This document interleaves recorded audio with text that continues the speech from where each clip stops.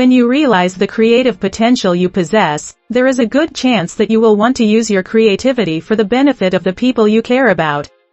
In the 5th chapter of his book Prayer, The Art of Believing, Neville Goddard offers insightful counsel on how to utilize the law of thought transmission for the benefit of both yourself and the people who are important to you.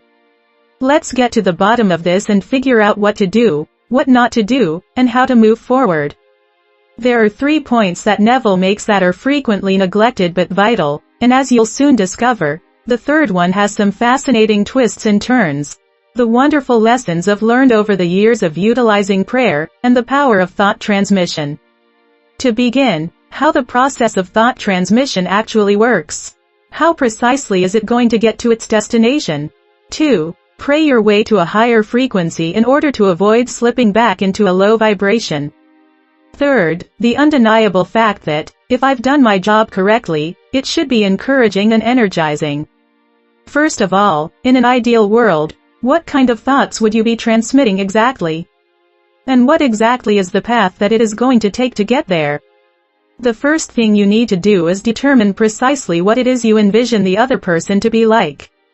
Neville Goddard, who lived in earlier times, was quoted as saying that in order to pray successfully, a person needed to have clearly articulated intentions. Before you had the opportunity to make the request for it, you need to have a crystal clear idea of what it is that you want before you can feel the joy that comes from having your request answered. When we pray for other people, the most common request is that God take away their problems and the anguish they are experiencing. You and the other person will, as a direct consequence of this, enter a vibrational state that is centered on deprivation and unhappiness. You should instead concentrate on creating a clear mental picture and an emotional experience of the person while they are in the state that you find most desirable for them. Because, as Neville explains, awareness of a state vibrates or awakens it. Shifting your focus from the loved one's current state to the one you want will cause your thoughts, emotions, and consciousness to elevate to that level, and you will then be able to project that state onto them. This is because awareness of a state vibrates or awakens it. It is required to change one's perspective of a guy in order to change his behavior. In order to properly interact mentally with a man, one must imagine that the man already is the person they want him to be before they can successfully change his behavior. And you may be wondering, well, how is the vibration of my consciousness being conveyed to my loved one? As I addressed the question more thoroughly in the section on the law of thought transmission? Entanglement is one of the more recent scientific concepts that has assisted us in developing a more in-depth comprehension of this occurrence. Entangled particles are said to keep their connection, in accordance with quantum mechanics. Your actions on one have an effect on the other at over 10,000 times the speed of light, and possibly even in a millisecond. This means that even though they are physically far apart, the connections between them are extremely fast. My transformation was made possible by the application of a principle that will be discussed in greater detail in the 3rd section.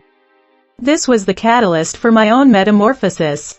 But before we get into that, let's talk about how to accomplish it while in a state of high energetic flow, rather than decreasing our vibration through prayer.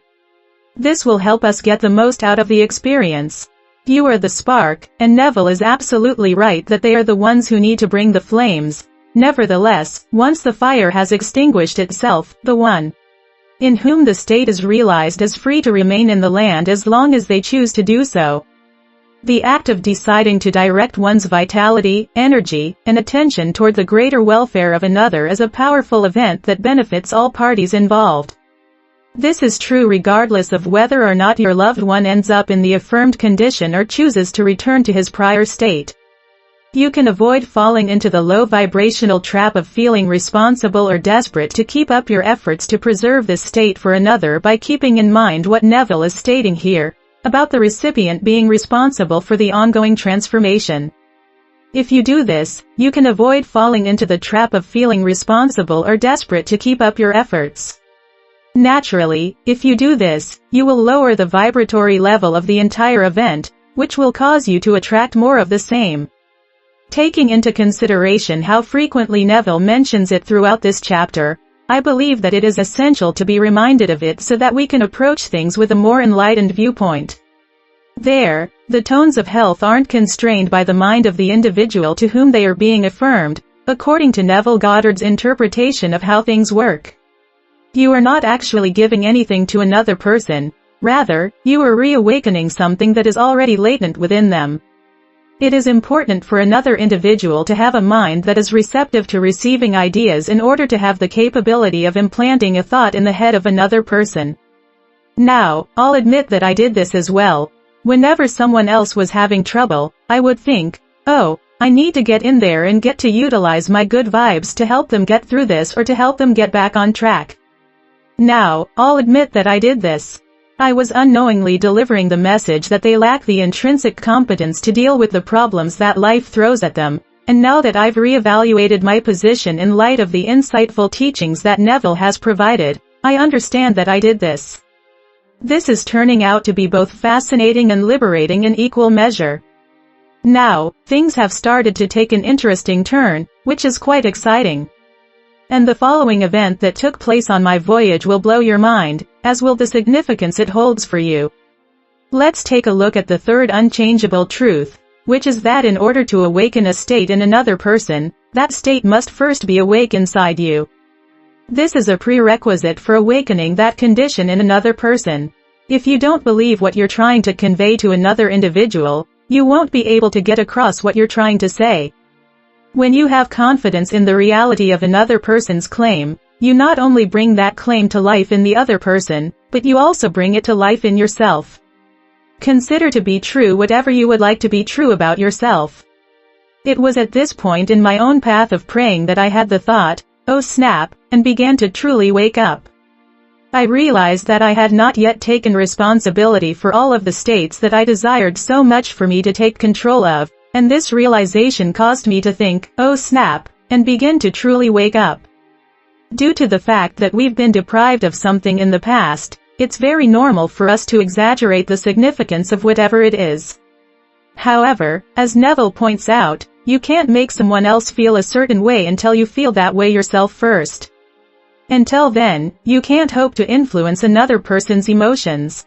To give is to receive, because the state you intend to communicate to another person can only be communicated if you feel it can be transmitted.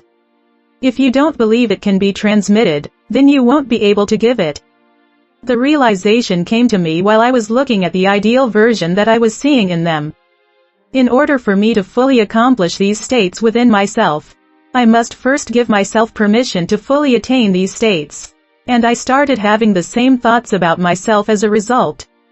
This is pretty revealing, particularly when considered in light of what Neville said before. When you have confidence in the reality of another person's claim, you not only bring that claim to life in the other person, but you also bring it to life in yourself. Neville suggests that you focus your attention elsewhere when you are having difficulty visualizing perfection in yourself. After that, I saw an unusual turn of events. Regular, purposeful prayer was no longer required because it was no longer necessary. The reason for this is only due to the fact that my comrades and I now share an identical presumption about our background information. Our present point of view is that they are essential components of not only who we are but also the world that surrounds us. It was the realization that the state you seek to impart to someone else can only be transferred if it is believed by you that assisted me in coming to the understanding that in order to awaken a state inside another, it must first be awake within myself. The miracle of the law of thought transmission and the power of prayer is that they both have the ability to alter the lives of those who are in close proximity to you. Everybody wins. From this, we may all stand to benefit. As a result, you are now able to make use of prayer and the principle that states that thoughts can transmit energy in order to benefit yourself and the people you care about. It is essential that you keep these things in mind as you continue to develop as a person because, as Neville explains in another lecture, a disciple is someone who trains his mind so that he can act on greater and higher levels of consciousness. As a result, it is essential that you continue to train your mind.